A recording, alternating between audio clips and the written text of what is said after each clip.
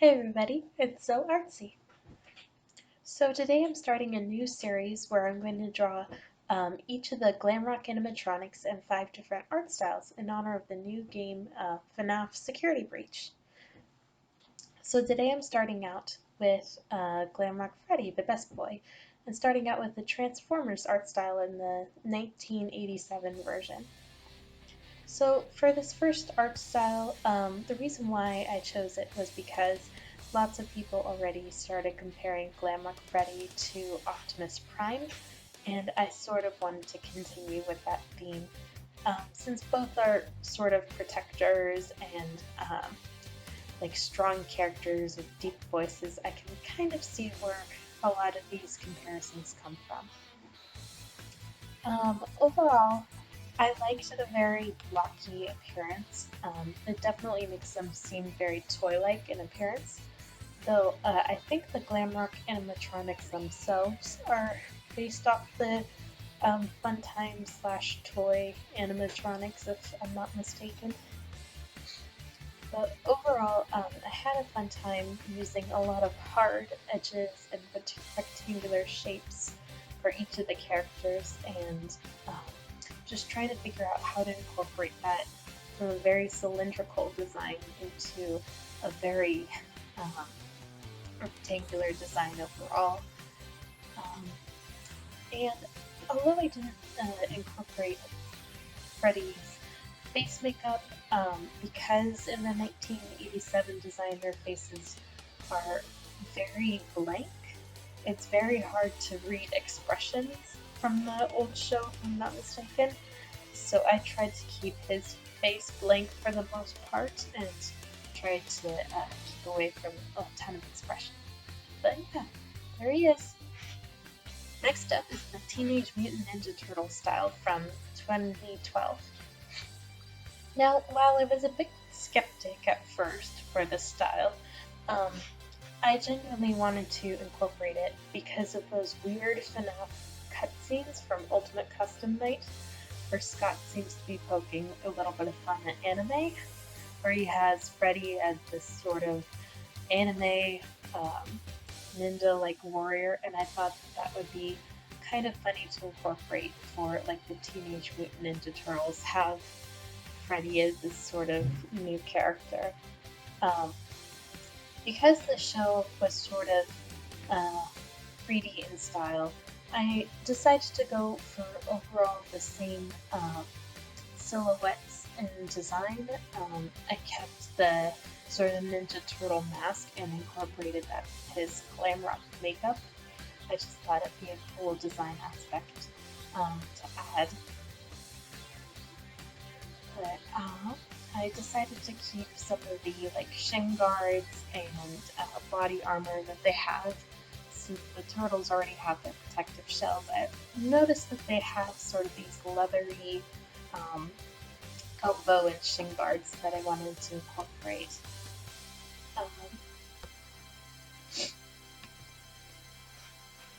But yeah, because of the anime aspect, I wanted to incorporate some action lines for his sword just to add a bit more to dynamic energy to the pose and just create a bit more depth and feeling.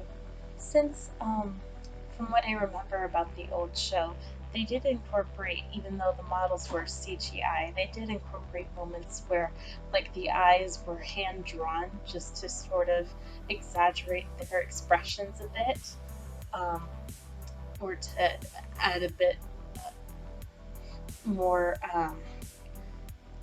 dynamic energy to them, since it was sort of exaggerating the more cartoon aspects of the show. But since it was a 3D model and I don't really do a lot in 3D modeling, I decided to give them some soft shading just to add a bit more depth to the drawing and just create a bit more of that 3D illusion, which I recommend if you're trying to create a 3D looking pieces, to use more soft shading. And since I was going for the iconic look of having him sort of back backlit by the moon. Um, I decided to incorporate some moon lighting on the back and um, just to add sort of that heroic effect.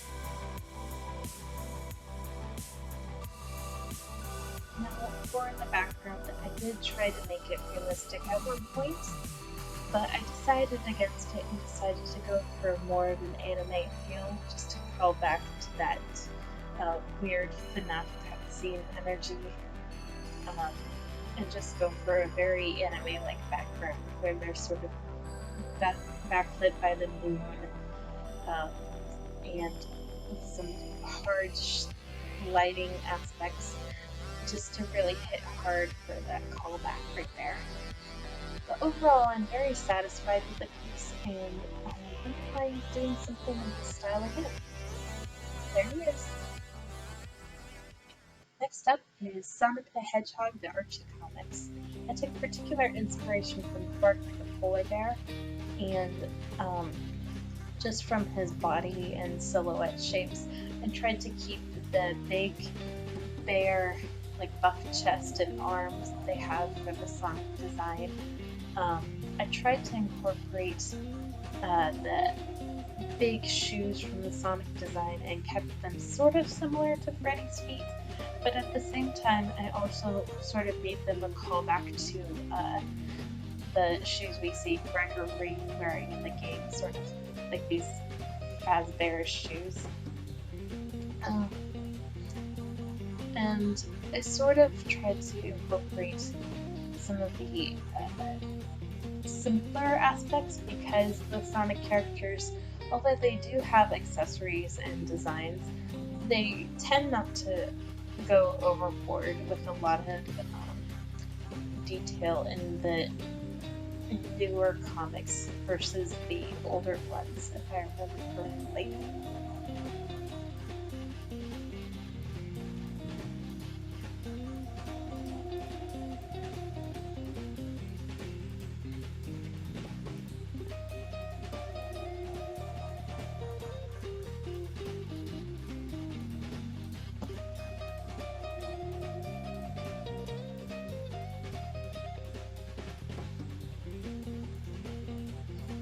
Then I tried to incorporate some of the softer cell shading that I see from the comics, and I tried to use the colored shading that they tended to use rather than uh, straight up darker colors.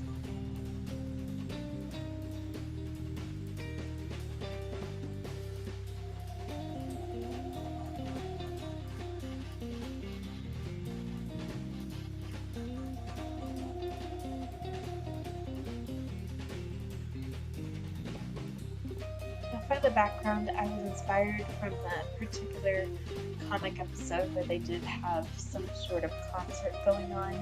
Um, they tried to keep it simple, though they emphasized the character and, in particular, the lighting. So I tried to incorporate the glam rock stage sort of lighting and spotlights, um, and tried to keep close to that effect, while also taking some of the shape language and details that they added for the comic panel.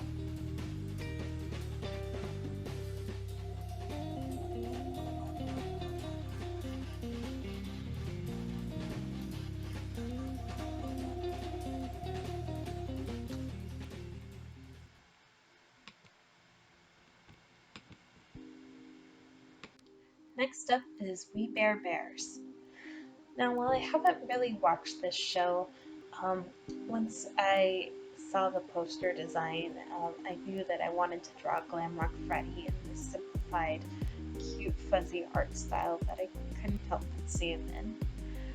Um, so, from what I understand about the show, it's very similar to regular show and Adventure Time, where it has sort of hyper simplified characters, um, but it's just really a bunch of friends hanging out in a world where reality tends to have some loose rules on it. Um, so overall, I tried to keep the soft, cuddly um, silhouette and appearance that they have in the style.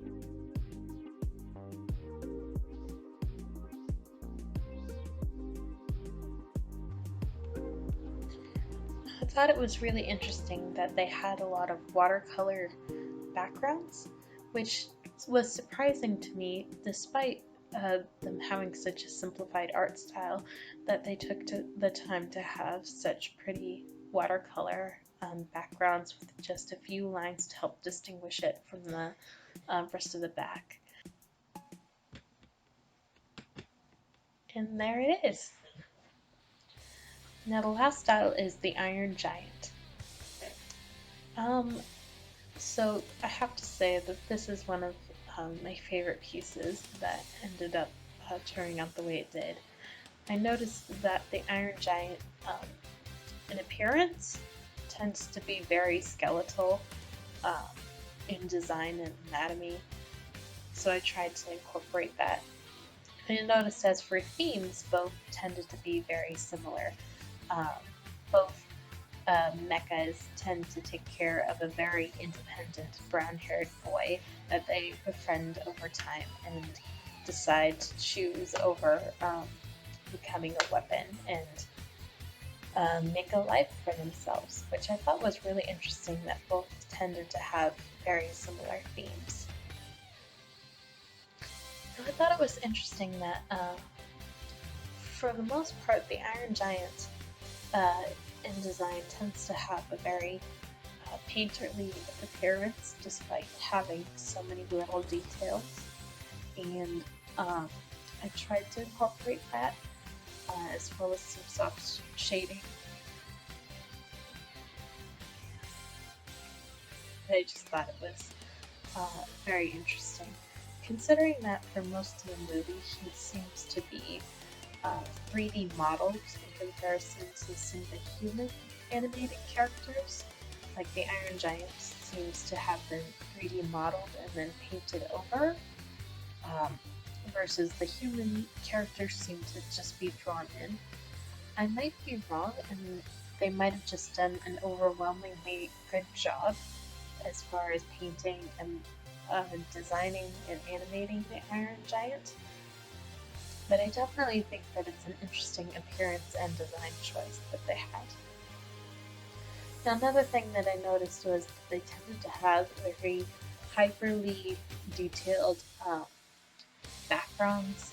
They do tend to look very painterly, and um, I just tended to notice a lot of soft painting in the background. Like overall, the movie tends to have sort of a soft painterly appearance. Um, though they tend to use a lot of storytelling elements throughout the story. Overall, they have sort of a frosted lens appearance, if that makes any sense. But I tried to incorporate that in the background choices and the coloring that you'll see later for the background design.